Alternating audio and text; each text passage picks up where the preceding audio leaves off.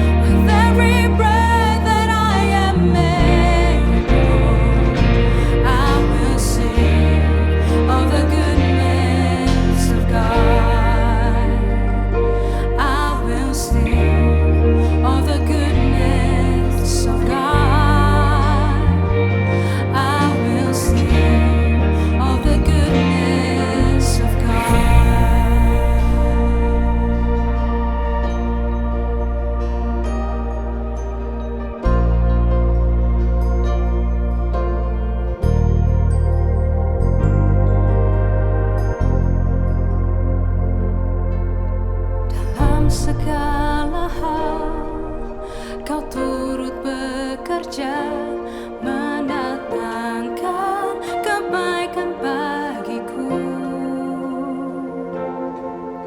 Tiada yang dapat pisahkan ku dari kasih-Mu, kekal selamanya. Ku angkat hatiku bersyukur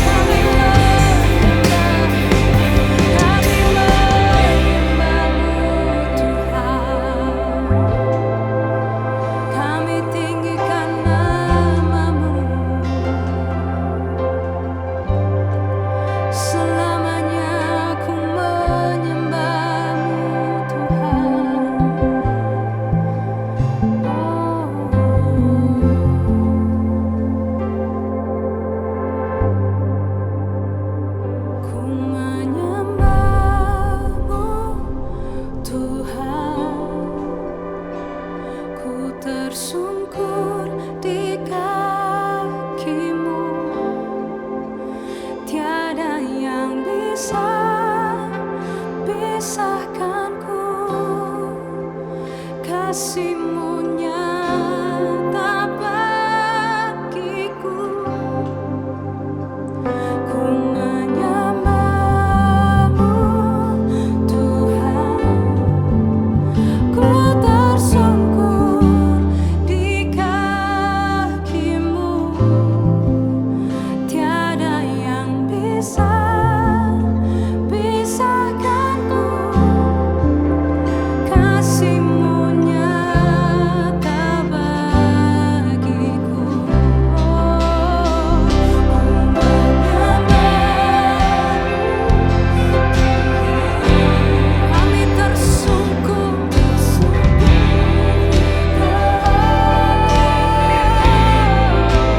Tiada yang bisa pisahkanku.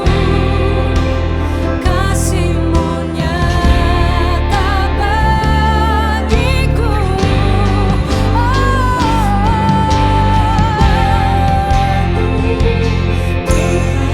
Aku tersungkur di kaki-Mu.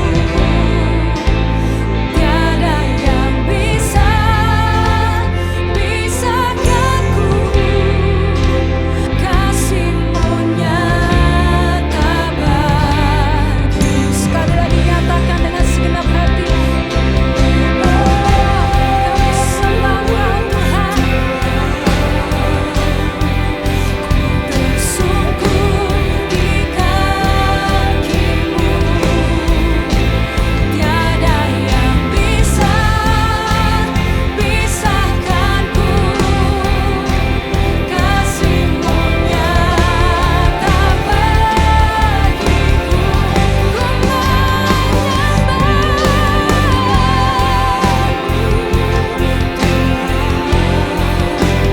Ku tersungkur di kaki-Mu.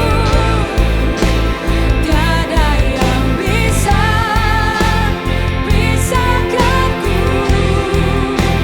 Kasih-Mu nyata bagiku. Thank you, Jesus.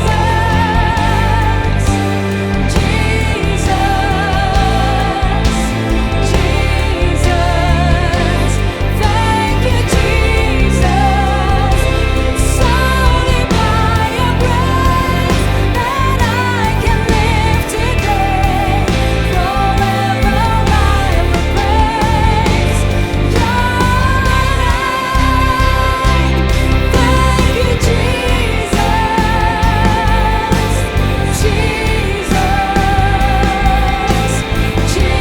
Jesus. Thank you, Jesus. It's only by Your grace that I can live today. Forever I will praise Your name. Forever I will praise Your name. Forever I will praise Your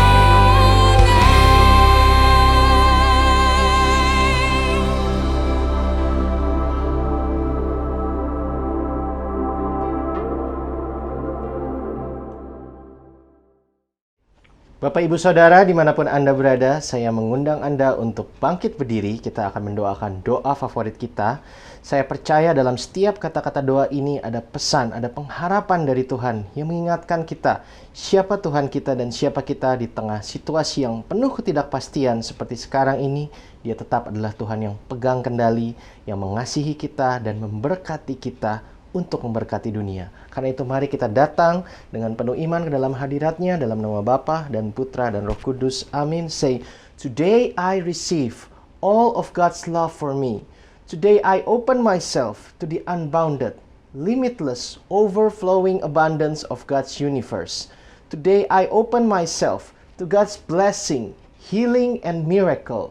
Today I open myself to God's word so that I become more like Jesus every day. Today I proclaim that I am God's beloved, I'm God's servant, I'm God's powerful champion, and because I am blessed, I'm blessing the world In Jesus name. Mari kita angkat tangan kita hormati kebenaran firman Tuhan. Sing it. Thy word is a lamp unto my feet and a light unto my path. Ayat utama kita hari ini diambil dari kitab Filipi, pasal yang keempat, ayat ke-13. Kita baca bersama-sama. Segala perkara dapat kutanggung di dalam Dia yang memberi kekuatan kepadaku. Kita memasuki talk yang ketiga dari series talk kita bulan ini yang berjudul Burn, di mana minggu ini kita akan belajar. Walaupun kita sebagai anak Tuhan sudah diperlengkapi dengan kebenaran firman, ada kalanya masalah yang datang itu begitu besar sehingga kita salah fokus, sehingga kita lengah, dan burnout itu akan tetap datang. Dan itu sesuatu yang normal. Tapi kita diingatkan melalui ayat tadi, kita memiliki Tuhan yang mampu memberikan kita kekuatan untuk menanggung setiap perkara yang Dia izinkan terjadi di dalam hidup kita. Sehingga kalau kita mau datang ke Dia, apa adanya membawa hati kita yang burn out ini, Tuhan akan mencurahkan kasih-Nya yang mampu membangkitkan kembali api yang sudah padam itu di dalam hati saudara dan saya. Sehingga kita akan keluar sebagai pribadi yang kembali bersemangat, berapi-api di dalam Tuhan. Apakah Anda siap untuk dibakar dengan api yang baru dari Tuhan hari ini? Letakkan tangan kanan Anda di dada dan katakan, God will burn me up today. Kalau Anda percaya hal ini, dimanapun Anda berada, berikan tepuk tangan untuk Tuhan. Dan mari kita angkat tangan kita hormati kebenaran firman Tuhan. Sing it together, church. Thy word is a lamp unto my feet and a light unto my path. Mari kita buka Alkitab kita di kitab 1 Raja-Raja pasal yang ke-19. Hari ini kita akan belajar dari seorang hamba Tuhan yang luar biasa. Kalau kita baca kisah ini, rasanya seperti baca cerita komik Marvel, seperti lihat Storm di X-Men atau Doctor Strange di Avenger. Karena di pasal yang ke-17 dan 18, hamba Tuhan ini namanya Elia melakukan begitu banyak hal yang luar biasa. Dia membuat suatu negara kekeringan tanpa ada hujan selama 3,5 tahun. Lalu kemudian mengakhiri kekeringan itu dengan mendatangkan hujan badai yang luar biasa. Dia membangkitkan orang mati. Dia menurunkan api dari langit. Dia menghadapi 400 orang nabi penyembah berhala seorang diri dan memenangkan pertarungan itu. Sehingga ketika saya baca pasal yang ke-19 ini, ceritanya sedikit di luar dugaan saya. Karena setelah semua yang dia lakukan, Ratu Israel yang jahat, kala itu namanya Isabel, mengirimkan orang untuk mengancam dia, berkata, Elia, aku akan bunuh kamu.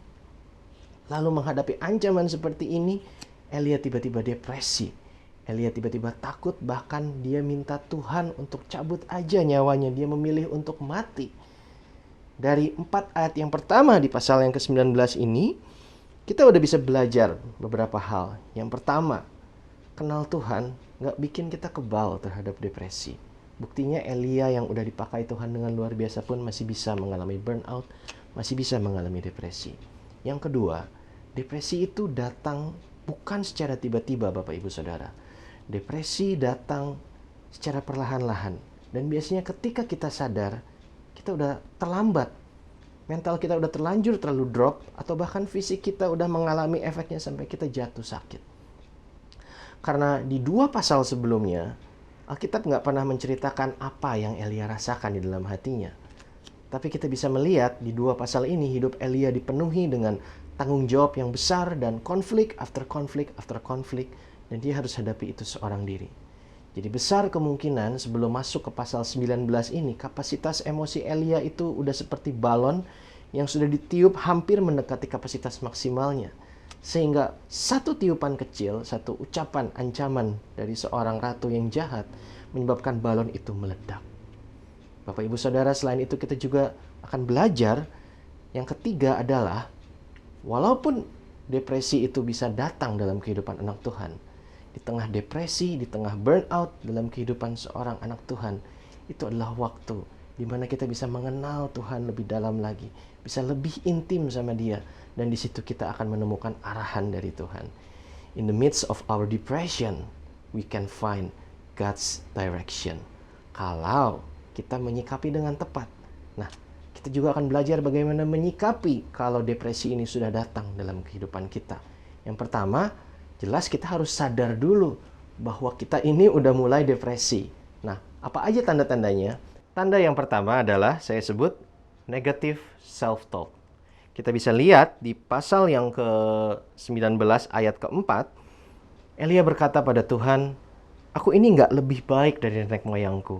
Dia mengasosiasikan dirinya dengan nenek moyangnya, yaitu bangsa Israel, yang memang terkenal bandel, jatuh bangun dalam penyembahan berhala, sehingga harus didisiplin oleh Tuhan berkali-kali.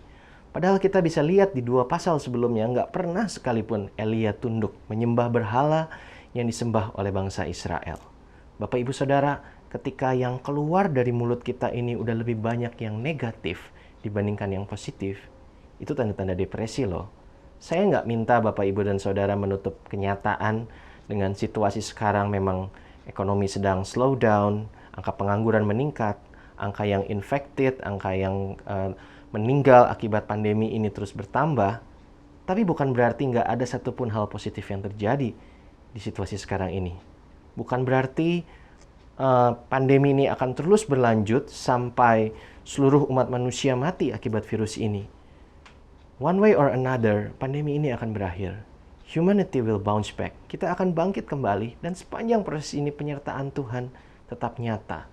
Tapi kalau yang keluar dari mulut kita, yang kita perkatakan hanya sesuatu yang terus-menerus negatif ketika sedang membahas pandemi ini, itu adalah tanda depresi, Bapak Ibu Saudara. Itu lampu kuning yang pertama. Lampu kuning yang kedua, saya sebut negative point of view. Kita loncat sedikit ke ayat yang ke-10. Di sini kita bisa melihat salah satu penyebab depresinya Elia. Karena di sini Tuhan berkata, "Elia, kamu lagi ngapain?" Dan dia bilang, "Aku sedih Tuhan, aku udah kerja melayani dengan rajin. Tapi seluruh nabi sudah dibunuh, hanya tinggal aku sendiri." Bapak Ibu Saudara, padahal Elia ini nggak sendiri. Di pasal yang sebelumnya, ada seorang hamba Tuhan yang bernama Obadja bilang ke Elia, "Saya udah sembunyiin nabi-nabi Tuhan sebenarnya." Elia nggak sendiri, tapi kenyataan yang ada di depan dia harus menjalani semua pelayanannya seorang diri. Bapak Ibu Saudara, sama seperti situasi yang kita alami saat ini. Ribuan tahun yang lalu kebenaran firman sudah dinyatakan bahwa kita punya Tuhan yang turut bekerja mendatangkan segala kebaikan dalam kehidupan kita. Tapi mungkin kenyataan yang ada di depan kita adalah pekerjaan kita yang gajinya dipotong, atau bahkan karir kita yang berakhir akibat PHK, atau bisnis kita yang omsetnya semakin lesu, atau bahkan gak ada omset sama sekali. Sama seperti Elia, kadang kita hanya bisa fokus dengan kenyataan yang bisa kita lihat. Tapi sesuatu yang belum kita lihat, yang belum kita rasakan, bukan berarti itu sesuatu yang gak ada atau gak terjadi. Hari ini Tuhan mau mengingatkan satu kebenaran yang sudah dinyatakan ribuan tahun yang lalu, bahwa Bapak, Ibu, Saudara, dan saya punya Allah yang turut bekerja mendatangkan segala kebaikan dalam kehidupan kita. Nah, kalau kita belum bisa lihat ini dan hanya bisa fokus sama situasi negatif dalam kehidupan kita, itu salah satu tanda bahwa kita sudah mulai memasuki state depression. Kita mulai masuk ke lampu kuning. But don't worry, firman hari ini juga akan mengajarkan kita ada 4 langkah yang bisa kita ambil ketika lampu kuning ini mulai menyala. Kita belajar dari cara Elia meresponi apa yang terjadi dalam kehidupannya. Langkah yang pertama saya sebut feel your feelings before God. Bapak Ibu Saudara, ketika saya baca cerita ini, saya jadi ingat waktu awal-awal Tuhan percayakan pelayanan firman ini pada saya. Waktu itu dekat-dekat pernikahan saya, dan seringkali Tuhan bekerja dengan begitu luar biasa dalam feast, sehingga setelah feast selesai, ketika saya turun dari mimbar, banyak orang datang bilang sangat terberkati, sangat tersentuh, bisa relate dengan pesan yang Tuhan titipkan pada saya. Dan saya berusaha untuk berikan 100% kemuliaan untuk Tuhan. Karena itulah yang harusnya pelayan Tuhan lakukan. Tapi namanya manusia, saya mau jujur apa adanya. Apalagi baru pertama kali dipercayakan spotlight. Ada momen-momen di mana kadang mungkin 2-5% kemuliaan itu coba saya curi. Untuk impress wanita yang sampai detik ini Dialah satu-satunya wanita yang selalu ingin saya impress, yaitu istri saya, Lisa. Kadang saya tanya ke dia ketika kita makan setelah feast berakhir, saya tanya, gimana firman tadi? Bapak Ibu Saudara, saya bersyukur saya diberikan pasangan yang selalu dipakai oleh Tuhan untuk mengingatkan saya, untuk nggak cepat puas diri, untuk terus mengupgrade diri, untuk bisa memberikan yang lebih baik lagi melalui pelayanan yang sudah Tuhan percayakan pada saya. Tapi saya bisa punya dua reaksi yang berbeda ketika Lisa memberikan input. Kadang saya bisa menanggapi dengan positif, saya bilang, oh iya, jadi harus gimana next time-nya supaya ini lebih baik. Tapi kadang saya bisa tersinggung, merasa nggak diapresiasi. Sehingga akhirnya setelah dipakai oleh Tuhan memberkati orang lain di feast, malam minggunya saya habiskan dengan diam-diaman sama pasangan saya. Seperti Elia sudah dipakai memberkati bangsa Israel dengan luar biasa, melakukan banyak mujizat, tapi dia ended up depression. Sehingga saya doa sama Tuhan, saya tanya, kenapa reaksi saya kadang benar, kadang salah? Ternyata bukan dari apa yang dikatakan oleh Lisa, bukan dari cara Lisa ngomong. Lisa ini bukan Isabel, dia memberikan sesuatu yang baik, tapi kadang saya menanggapi dengan salah. Ketika saya menanggapi dengan salah, ternyata penyebabnya adalah apa yang terjadi dari hari Senin sampai hari Jumat. Ketika saya bekerja, ketika saya berelasi dengan orang-orang di luar komunitas atau dengan keluarga saya, dan saya berusaha ngelakuin kebenaran firman, lalu saya mendapatkan respon yang kurang mengenakan, saya mengalami hal-hal yang gak enak di dalam hati saya, tapi saya berusaha jadi Superman-nya Tuhan. Saya punya pola pikir jadi anak Tuhan dulu itu udah gak boleh sedih lagi, udah gak boleh marah lagi. Sehingga ketika doa pun saya fake. Saya memaksakan diri untuk bersyukur padahal dalam hati ini ada sesuatu yang gak enak. Nah ternyata itu yang bikin reaksi saya bisa gak oke ketika Lisa memberikan sesuatu yang positif buat saya. Karena ternyata Bapak Ibu Saudara, kekuatan anak Tuhan itu diperoleh justru ketika kita mau jadi jujur apa adanya di hadapan Tuhan. Di ayat ini ketika Elia berseru sama Tuhan, Tuhan aku udah gak kuat, ada satu transisi yang luar biasa karena di 2 pasal sebelumnya Elia itu seperti pesuruh Tuhan, disuruh A dia lakukan A, disuruh B dia lakukan B. Tapi di ayat ini dia berani curhat sama Tuhan. Bapak Ibu Saudara, masa-masa depresi ini adalah sebenarnya kesempatan untuk kita menjalin relasi yang lebih intim lagi dengan seorang pribadi yang mau, bukan hanya mau, dia rindu mendengarkan kita curhat sama dia. Saya pun masih belajar sampai saat ini. Ayo kita sama-sama belajar. Kalau kita mengalami sesuatu yang gak enak, mari first thing first kita bawa itu dulu pada Tuhan. Jangan pada sosial media. Atau mungkin kita tanda kutip, maaf saya pakai kata kasar, kita nyampah sama teman kita, 1-2 kali gak masalah. Tapi kalau kita udah kenal Tuhan, ikut komunitas bertahun-tahun, tapi setiap kali kita sharing sama teman-teman kita, kita hanya bisa keluarkan yang negatif. Betapa miserable-nya hidup kita. Mungkin ada sesuatu yang perlu dievaluasi dari cara kita berelasi sama Tuhan dan cara kita mengolah emosi kita. So itu poin yang pertama.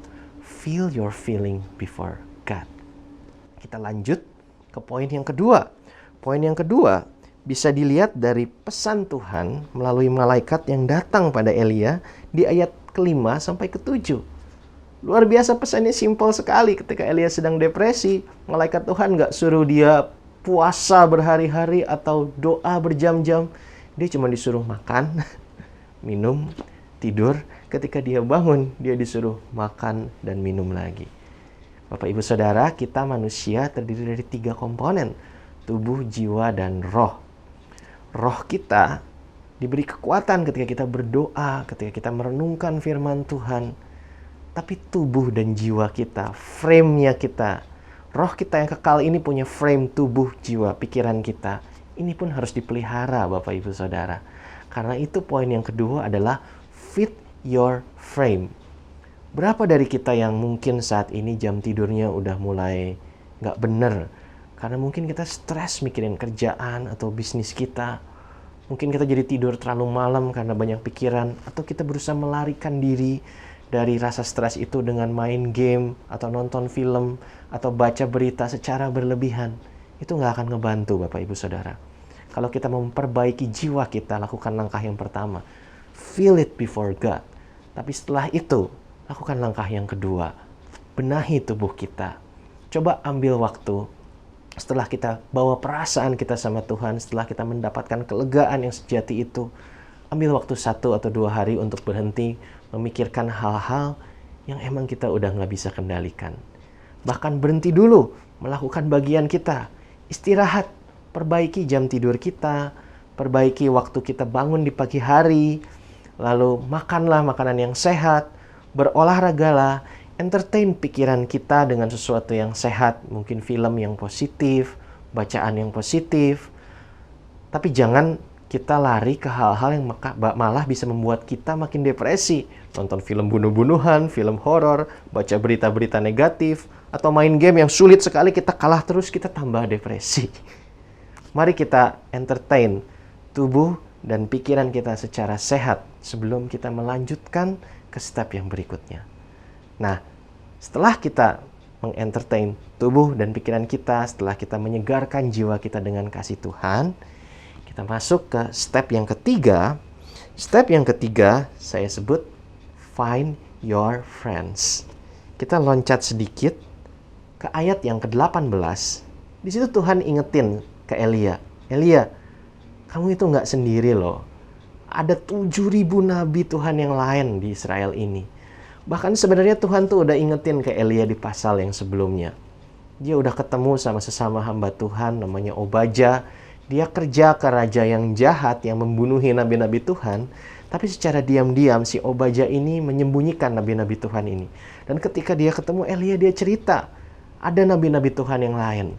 Tapi mungkin karena Elia ini udah terbiasa melakukan mujizat yang spektakuler, dia udah terbiasa dengar instruksi langsung dari Tuhan, dia lupa Tuhan juga bisa berbicara lewat sesama manusia, lewat anak-anaknya yang lain.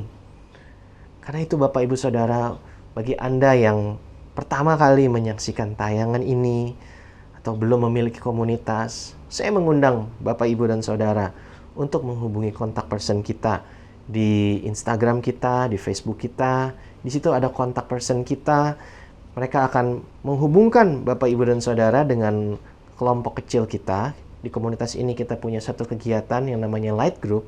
Ini adalah kelompok kecil, mungkin sekitar 10-15 orang. Di mana kita secara rutin, tentu saja sekarang ini dilakukan secara online. Karena kita mau mematuhi PSBB, kita secara rutin berkumpul. Kita memuji dan menyembah Tuhan. Kita bawa perasaan kita lewat penyembahan kita, apa adanya. Sehingga kasih Tuhan bisa memulihkan kita.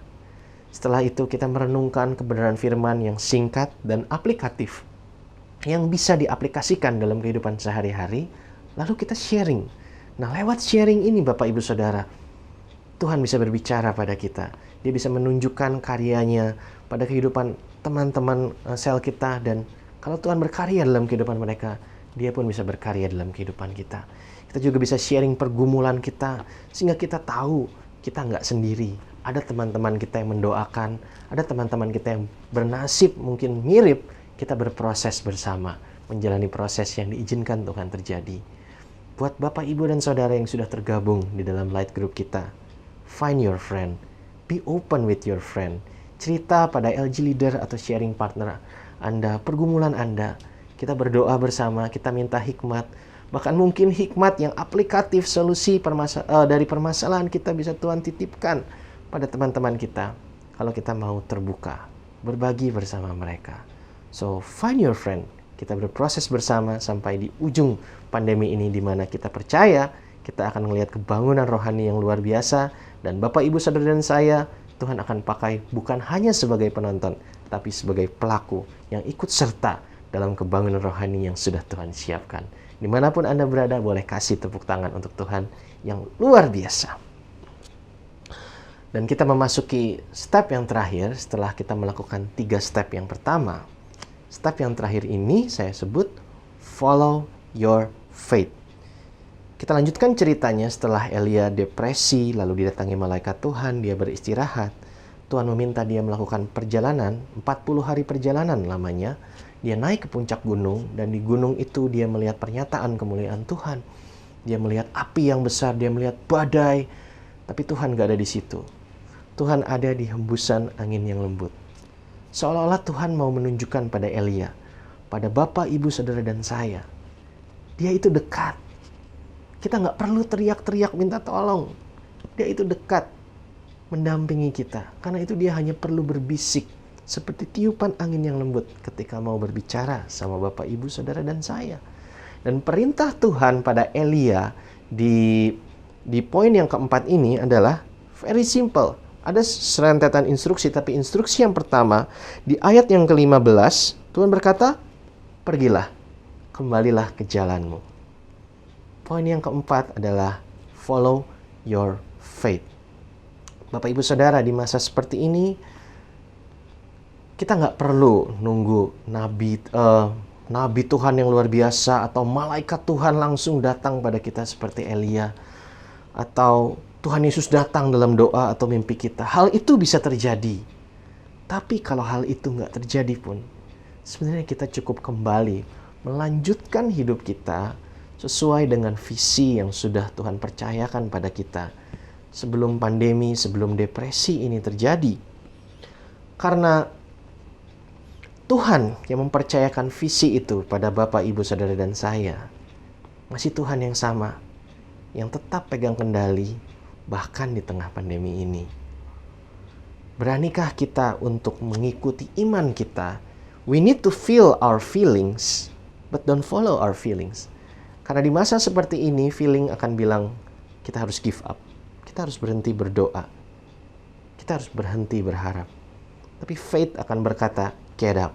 Tetap berdoa, tetap berharap, tetap lakukan bagian yang kita bisa, dan berikan yang terbaik. Bapak, Ibu, Saudara, banyak ahli keuangan, bahkan teman-teman saya bilang kita harus punya cadangan uang untuk 3, 6, bahkan ada yang bilang untuk 12 bulan ke depan. Karena nggak tahu apa yang bakal terjadi. Tapi kalau Bapak, Ibu, dan Saudara hanya punya tabungan untuk 2 bulan hidup, bahkan tabungan itu perlahan-lahan berkurang karena sekarang penghasilan sedang nggak ada, lalu di depan Anda ada orang kelaparan, beranikah Anda untuk follow your faith, memberikan makanan untuk orang itu, dengan iman bahwa makan kita, kehidupan kita tetap dipelihara oleh Tuhan yang sudah berjanji akan memelihara kita. Mungkin kita sedang stres karena pekerjaan, karena bisnis, karena kondisi keluarga. Tapi maukah kita tetap meluangkan waktu dan pikiran kita untuk teman-teman yang mungkin butuh support, yang mengalami nasib yang mirip atau sama atau bahkan lebih buruk dari kita? Maukah kita tetap berdoa bagi orang lain, bukan hanya berdoa bagi kepentingan kita sendiri di masa-masa seperti ini? Karena Tuhan memanggil kita, visi yang Tuhan berikan beda-beda setiap orang secara spesifiknya, tapi in general tetap sama, supaya kita bisa jadi berkat, bahkan di tengah pandemi seperti ini. Saya punya cerita, dan mungkin ini bisa relate bagi teman-teman yang bisnisnya, omsetnya sedang nol. Saya punya sahabat di komunitas ini, suami istri. Mereka berdua bisnisnya itu di bidang entertainment. Dan mereka punya anak yang harus disekolahin dan dikasih makan. Jelas di masa seperti ini penghasilannya jadi nol. Tapi saya bisa melihat bagaimana mereka tetap punya pengharapan. Bahkan tetap membagikan pengharapan melalui sosial medianya. Yang luar biasa. Suaminya ini jago masak. Selama ini kemampuan masaknya dipakai untuk memberkati teman-teman selnya kalau nge-sell di rumah mereka. Tuhan kasih hikmat mereka untuk sementara banting profesi jualan makanan. Dan sekarang makanannya laku banget. Bahkan saya punya beberapa reseller tersebar di seluruh Jakarta. Ini adalah salah satu cara Tuhan memberkati anak-anaknya. Buat teman-teman yang mungkin kena PHK, ambil waktu bawa kekhawatiran itu sama Tuhan. Beristirahatlah. Tapi setelah itu lakukan bagian kita yang kita bisa. Mulai update CV kita, update LinkedIn kita. Mulai kontak koneksi-koneksi lama, cari peluang, cari opportunity. Tuhan bisa berikan hikmat, langkah aplikatif apa yang harus kita ambil supaya bisa survive, bahkan tetap menjadi berkat di masa seperti ini. Saya akan tutup firman hari ini dengan kesaksian saya sendiri. Sudah pernah saya ceritakan tahun lalu di FIS, di mana saya dan istri saya sempat mengalami hidup hampir setengah tahun dalam lilitan utang. Karena waktu itu prospek proyek istri saya selama 1 tahun tiba-tiba batal semua. Lalu dia kena tipu, rekening bisnis kita kembali ke nol. Kenaikan gaji saya tidak sesuai dengan yang saya perkirakan, Bonus saya tidak sebesar yang saya perkirakan, padahal kita baru mulai nyicil apartemen. Sehingga hutang terus bertambah dan kita sering ribut. Tapi di masa itu akhirnya kita berdua mau jujur sama Tuhan, merendahkan diri, minta ampun, bawa kekhawatiran kita, berdoa bersama. Lalu kita mulai coba nikmati rumah tangga kita dengan kapasitas yang sesuai, karena waktu itu lagi kere, paling beli popcorn murah lalu nonton TV di rumah. Lalu mulai melakukan kembali bagian kita, melanjutkan hidup kita sesuai dengan visi yang Tuhan berikan. Saya kerja nggak lagi cuman fokus gimana bisa naik gaji. Saya kerja supaya bisa jadi berkat di perusahaan tempat saya bekerja, karena itulah visi yang Tuhan berikan. Istri saya mulai melakukan bagiannya yang dia bisa, dia update status instanya, dia promo lewat instanya, coba follow up lagi order-order yang dulu mungkin sudah pernah ada. Menarik dan luar biasa sekali. Salah satu proyek yang Tuhan percayakan pada bisnis kita, Tuhan berikan ketika kita sedang istirahat. Kita lagi malam-malam, hampir tengah malam nonton TV, tiba-tiba ada orang kontak dia nawarin proyek. Tuhan itu luar biasa. Saya bilang kayak gini bukan berarti setelah kita melakukan step 1 sampai 4, lalu besoknya saudara akan dapat kerjaan baru atau proyek miliaran. No. Saya hanya mau mengingatkan Tuhan kita masih ada dan bekerja. Tapi proses tiap orang berbeda-beda. Tapi jangan gantungkan damai, sejahtera, sukacita kita dari kondisi keuangan kita. Seperti ayat utama hari ini. Ingatlah bahwa kita punya Tuhan yang sanggup memberikan kita kekuatan untuk menjalani perkara yang Dia izinkan terjadi ini. Dan setelah perkara ini selesai dengan kekuatan yang Tuhan berikan, kita akan keluar sebagai pribadi dengan kapasitas yang lebih besar untuk dipakai dengan lebih luar biasa, memberkati lebih banyak orang. Tuhan Yesus memberkati. Mari kita tundukkan kepala kita. Bapa di dalam surga, kami bersyukur untuk kebenaran firman-Mu hari ini. Kalau kami boleh diingatkan, kami nggak sendiri. Kami punya Engkau yang memberikan kekuatan bagi kami. Ini kami Tuhan datang apa adanya diri kami. Kami bawa setiap kekhawatiran, kemarahan, kekecewaan, pergumulan di dalam batin kami kepadamu. Kami mengucap syukur Tuhan untuk waktu istirahat yang boleh Kau berikan di tengah masa pandemi ini. Untuk setiap teman-teman komunitas kami, bantu kami, curahkan rahmat-Mu biar kami bisa terbuka. Kami percaya, kami membuka diri kami terhadap suara-Mu, terhadap kehendak-Mu yang akan Kau berikan mungkin melalui teman-teman kami atau dalam doa kami melalui kebenaran firman-Mu. Terima kasih Tuhan, hamba berdoa untuk setiap anak-anak-Mu yang menyaksikan tayangan ini yang mungkin hidupnya sedang penuh pergumulan. Tuhan, kami memohon belas kasihan-Mu, curahkan rahmat-Mu, curahkan hikmat-Mu, curahkan pertolongan-Mu. Kami mengangkat tangan kami percaya ketika kami mengangkat tangan kami, Engkau turun tangan. Karena itu sebentar lagi Tuhan, kami akan masuk dalam pujian penyembahan sekali lagi. Kami mau puji, kami mau sembah, kami mau angkat tangan kami mau serahkan hidup kami hanya ke dalam Engkau yang pegang kendali. Bahkan di tengah masa yang penuh ketidakpastian ini, Engkau tetap pegang kendali, Engkau tetap memberkati dan memanggil kami untuk menjadi berkat bagi setiap orang di sekitar kami. Dalam satu nama yang penuh kuasa, dalam nama Yesus Kristus, Tuhan Juru Selamat dan Pengantara kami berdoa dan mengucap syukur. Amin. Tuhan Yesus memberkati.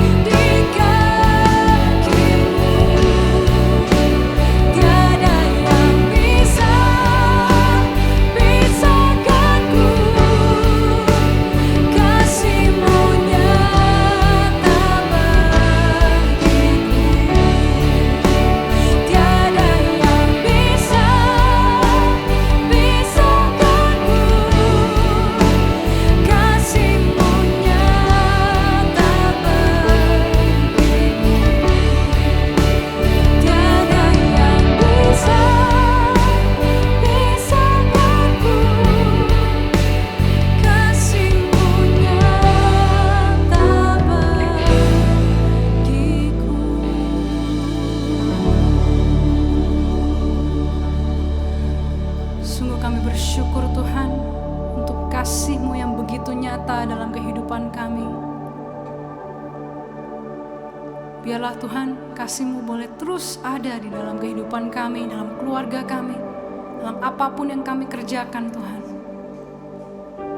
Karena kami tahu tidak ada yang memisahkan kami daripada-Mu Tuhan.